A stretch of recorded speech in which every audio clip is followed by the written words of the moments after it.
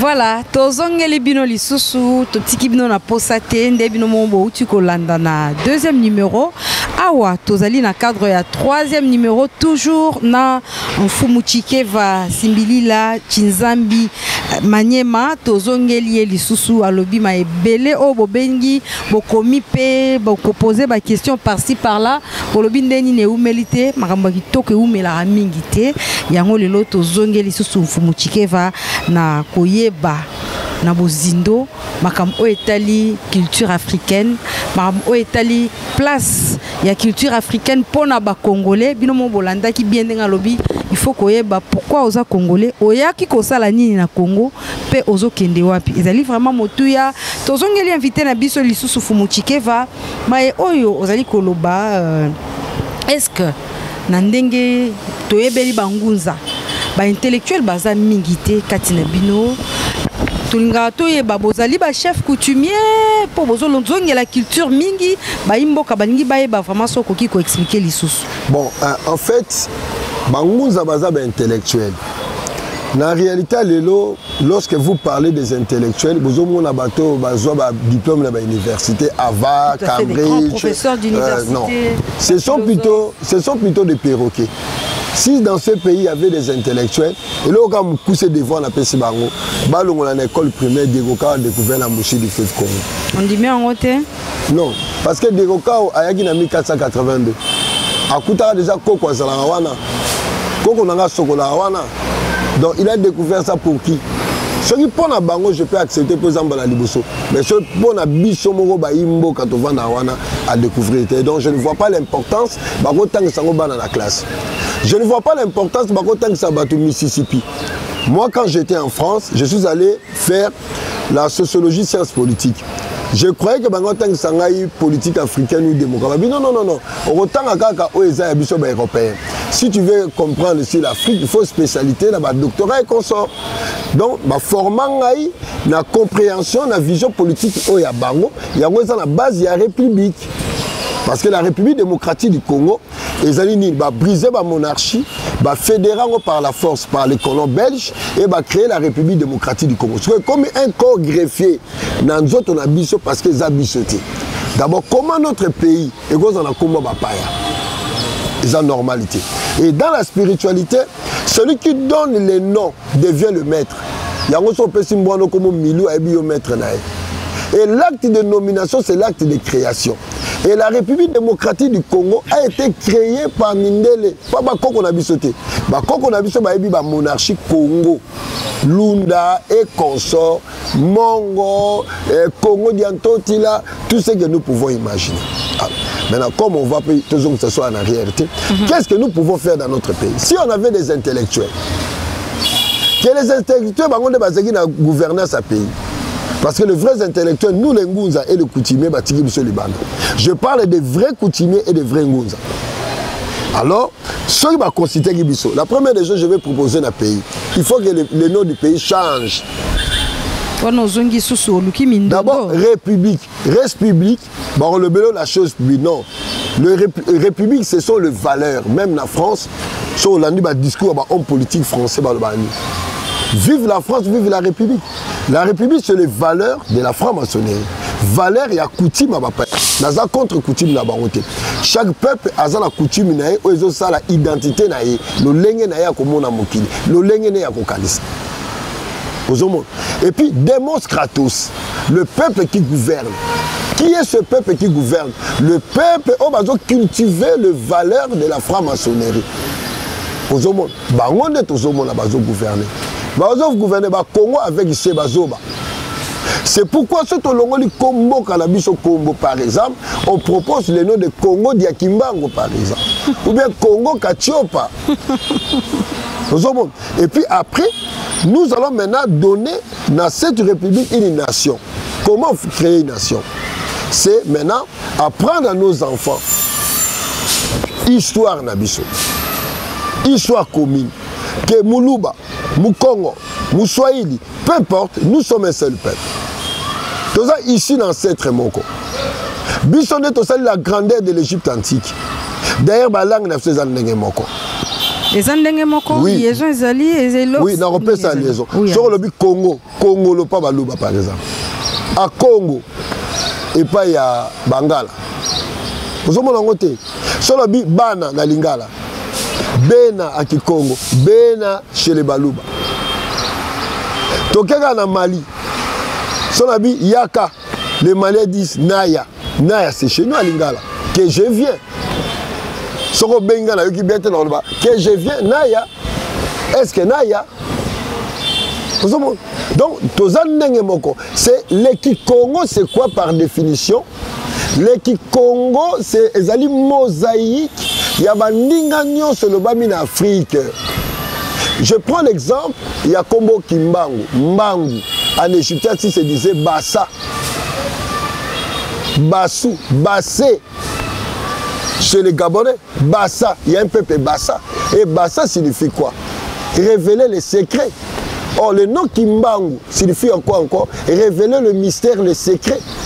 Donc, un Kimbangu, c'est celui qui vient révéler les secrets, les cachets, les sacrés, à rendre en haut, boye pas abattre. Donc, nous avons la même langue. Hein?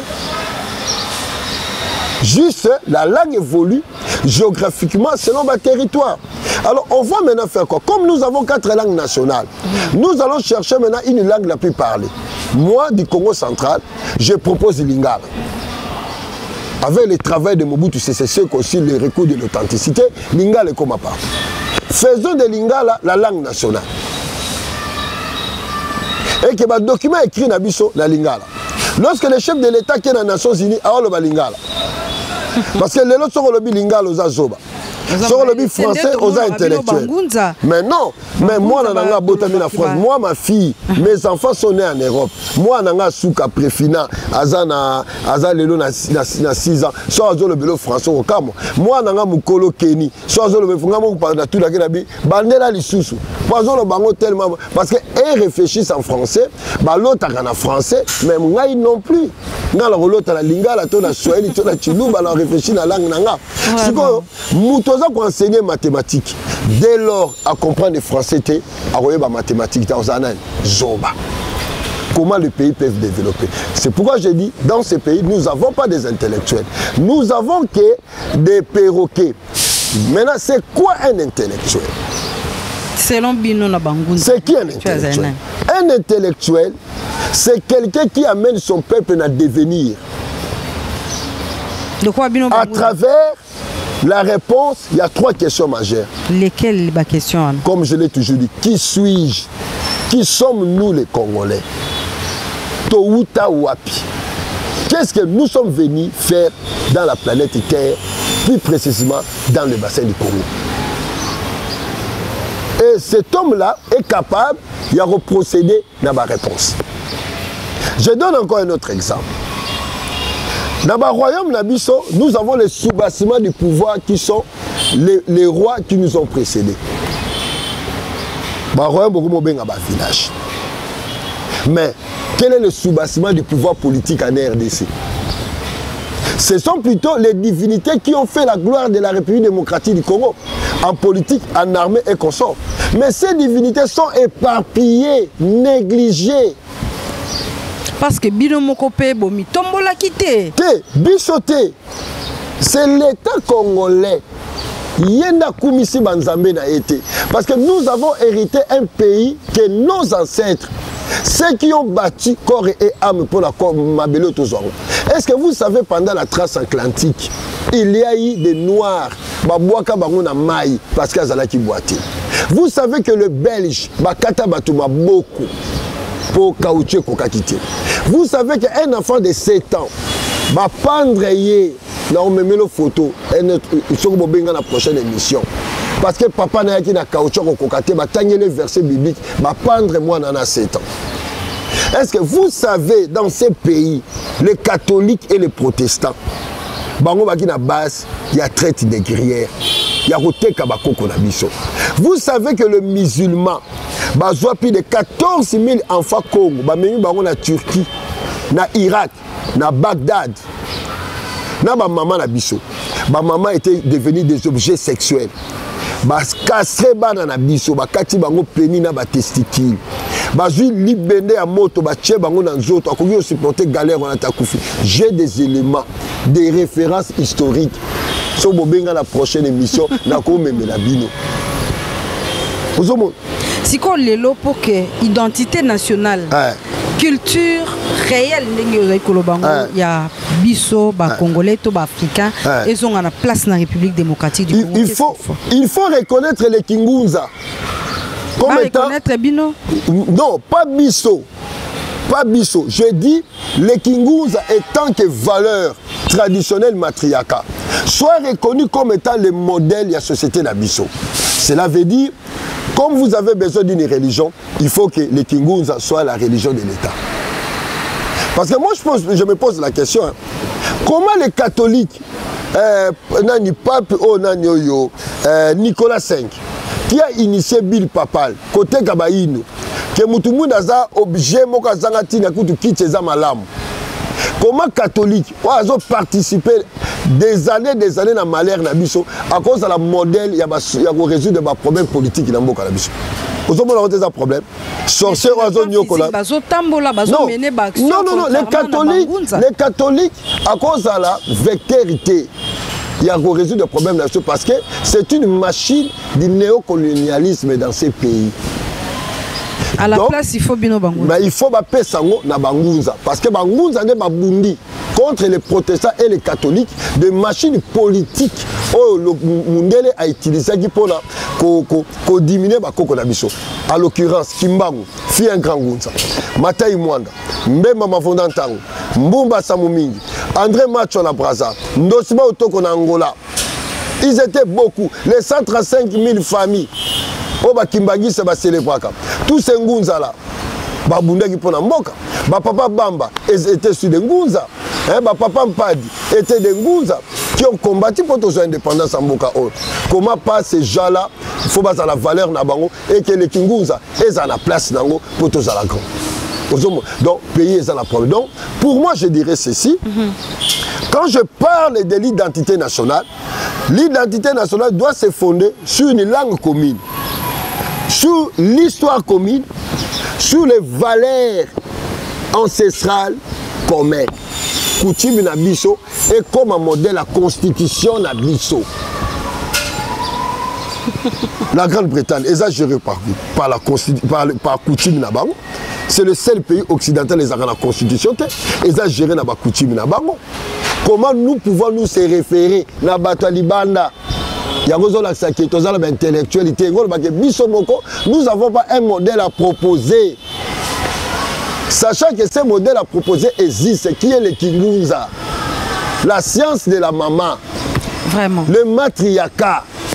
Tozoyoka petolandio malamu fumuchikeva lelo yo olobito sala recours na coutume pour que marambo bongo. Tozo nanda ki samoko o to laksa que eza pasi tozo célébration ba mariage coutumier. OK. En tant que ngunza sozo tala regarde na weza ndeni. Il y a aussi un chaos là-dedans. D'abord et pas la biso, le mariage civil est l'importance. L'état est ba couple le mariage religieux a même l'importance. Non. Pourquoi je dis ça? Nzambe aye ba ngingomba e pambola. Nzambe nenani. Nzambe za tata na maman nanga, Nzambe za ancêtre nanga. Donc et pas une biso, tout mariage, le mariage d'abord c'est une alliance dans le monde spirituel et physique entre les deux familles. Na boko ko na biso, oko ba la boété. Soki yo za mwana nanga na obalisa yo. Donc famille wana na yebi bango. Na yebi que la famille wana soto sanga nous serons grands. Il y a une alliance à Makila à travers Banabiso. Et ça passe l'autre comme et puis d'ailleurs, moi si pas la besoin de la moseka. Moi ça no bala taïbi mi balebele. Moi ça ba mi balebele ça le ordinateur et quand tu vas programme balongolo, quand tu vas programme balongolo, quand tu vas programme balongolo parce que maman azali pilier fondamental de la société. Et puis moi si pas que na libala faut ba mema asala kikumbi. Bala c'est kolamba. Balaxé ko sokola, balaxé ko accueillir batu, comment cause à la hospitalière, à cause à la accueillante, balaxé respect la belle famille.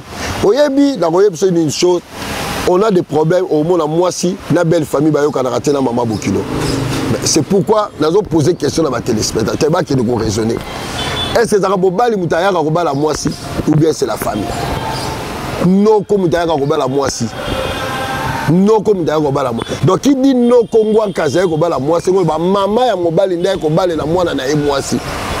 Tu n'es pas la femme de l'homme pour épouser officiellement Vana Inakit. Tu es la femme de la famille. Il y a maman. Moi, ça mobali ndai ba lingani ba ozala ensemble.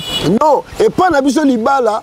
Ezali binomi balete. C'est les deux familles ensemble dans sa globalité.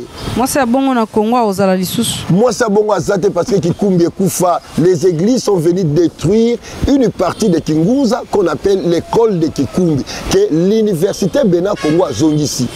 Donc au Congo même Kotinda, bandekono abasi to apprendre de bango Kikumbi. Nous avons des mamans bâties, construites, sages et intelligentes qui peuvent enseigner na basi base à la base idéale.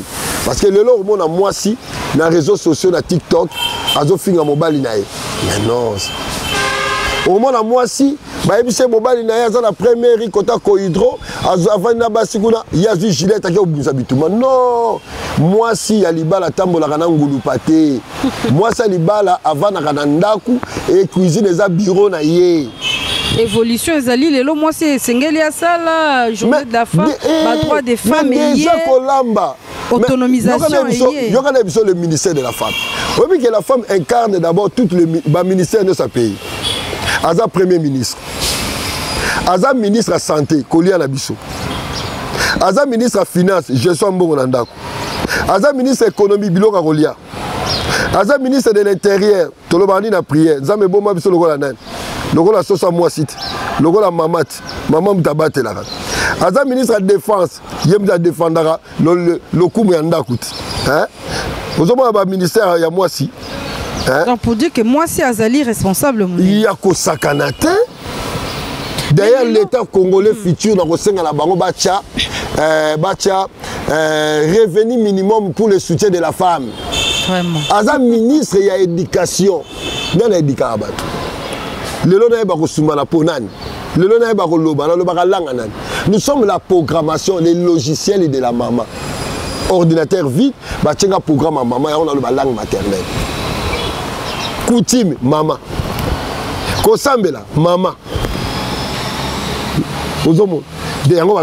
École maternelle, maternité, langue maternelle, tout c'est la maman. Le monde est maman. Derrière un homme fort, il y a une femme forte.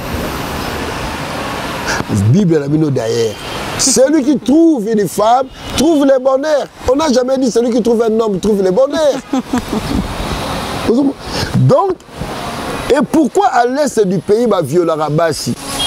Parce que dès lors qu'ils ont violé Bassi, ils ont créé des peuplements. Moi, dans mon bali, mon côté, à côté Kolinga. Avant dans ma belle, on va violer qui maman n'a été serre na eza soni. Fatima loin de cette terre. Ça c'est deuxièmement, violer la femme et zali ko sala ke mboka on est la maudit parce qu'azo lela. Ko bino bangunza tant bozo mona nyoso wana. Les a regret. Yango moni tozo sala ba éveil de conscience dont je suis là, je parle à la télé. La femme a n'importe quitté. La femme, quand la base à Congo, ça va prendre conscience, si sa guerre peut avoir problème à Congo. Un matin, va se lever, va socoler à 5 h du matin, à 6 h, bandi koloba. Ou bien va socoler à 4 h, bandi koloba. C'est l'heure où nous sommes en contact avec les ancêtres. Bandi koloba, bandi koloba, bandi koloba pour ces pays. Bango nyon au Congo en général. So guerre on est militaire. C'est que na bato ba la guerre ba bima la moi cité. Bandi obeta makona mo. Bino ba la guerre, le babo bima té. Bango nyon so partout, toute l'intérieur du Congo.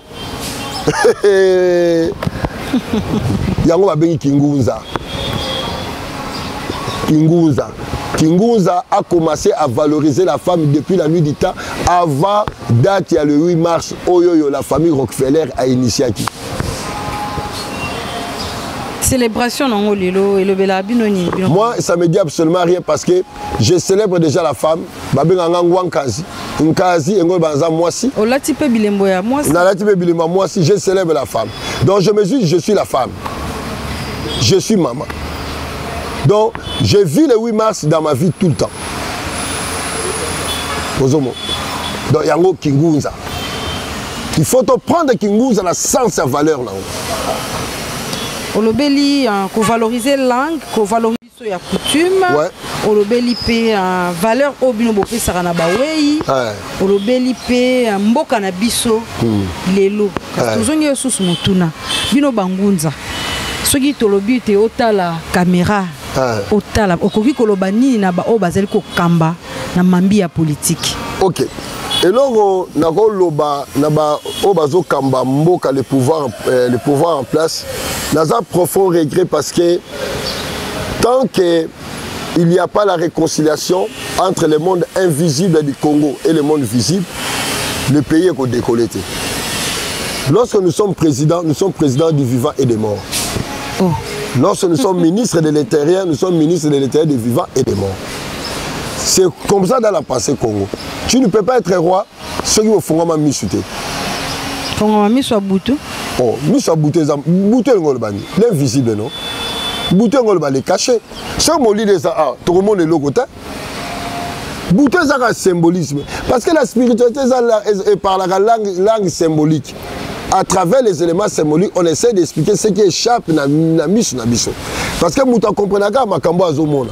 Et du coup maintenant, il faut maintenant utiliser les termes. Quand on dit boutou, quand on dit ténèbres, quand on dit obscur, cela signifie tout simplement l'invisible, ce qui échappe. Alors maintenant, par la biso bakoko na biso, nous avons deux mondes. Le monde visible, on a Simba, c'est ça le monde visible. Au misu na ngezo monde. Il y a aussi un autre monde que misu na ngezo monde a été troisième œil, œil de la connaissance. Ils ont même un dollar. Œil de la maman. Œil d'Isis. Donc, il faut troisième œil dans le fungwama. Pour nous, dans la compta d'un esprit à maï, il y a mon pépé, il y a ma belle, il y a moto, nabaoué. Je prends des instructions par la bango et puis nous allons exécuter en haut.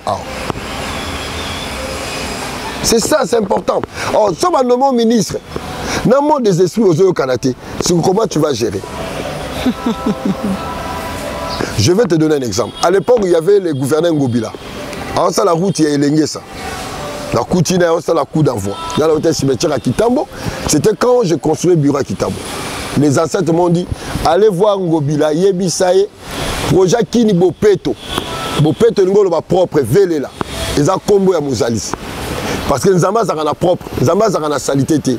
Si on appelle Congo, nous avons un poubelle, les belé, ou escapé ma bé vandaka.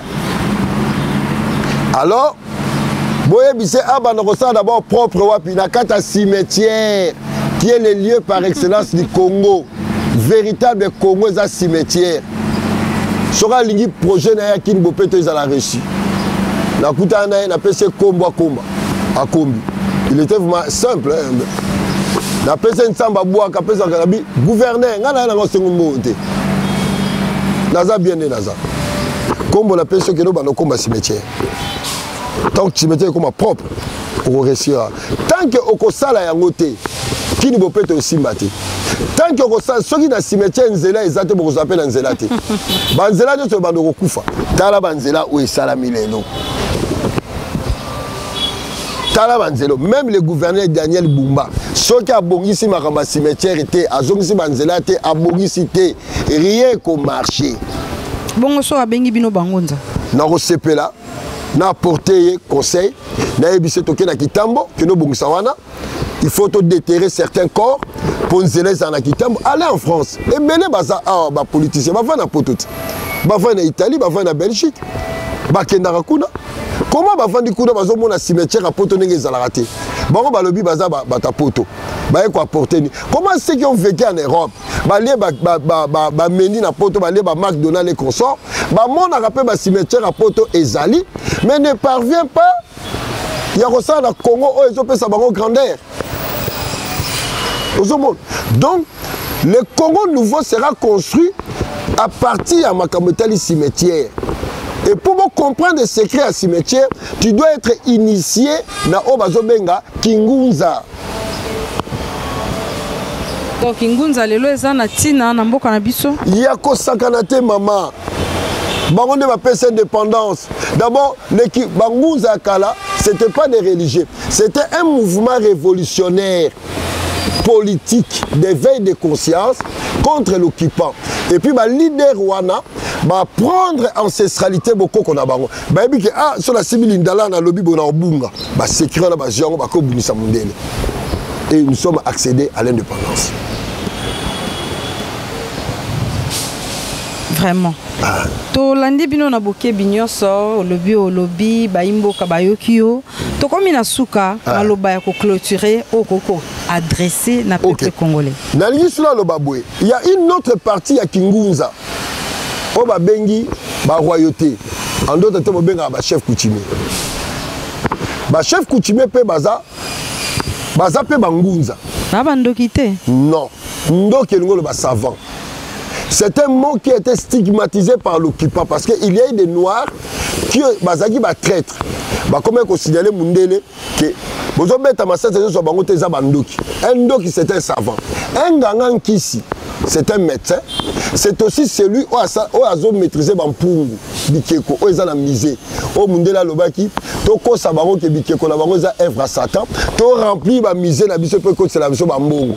Et d'ailleurs, ce qui est à Tervuren, au Monake, moi j'ai vu ça. Exactement à Betengali Solo. Je suis allé à Tervuren 5 fois. Et ça, de mardi à dimanche.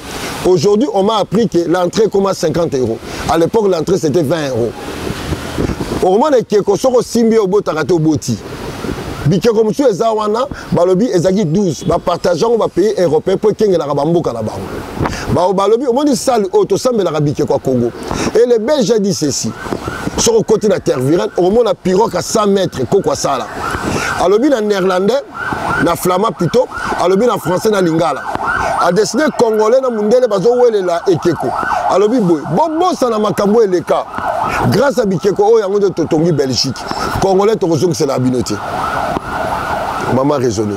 Grâce à Bikeko, on a vu ce thé comme à la 7e riz, yango va Tongi Belgique, oh, yonanga, ton la musique de la rêver, koufa kumputu. Babi peut pas sembler là. Mais pose la question, comment tu vas même ce Jésus? C'est pas grâce à Jésus qu'ils ont construit la Belgique, mais grâce à Bikeko Nabiso. Aujourd'hui, on va passer par l'excellence temps. Vraiment, tu as sali parenthèse, tu lobby, tu commis na souka, tu peux sur maloba pour la conclusion.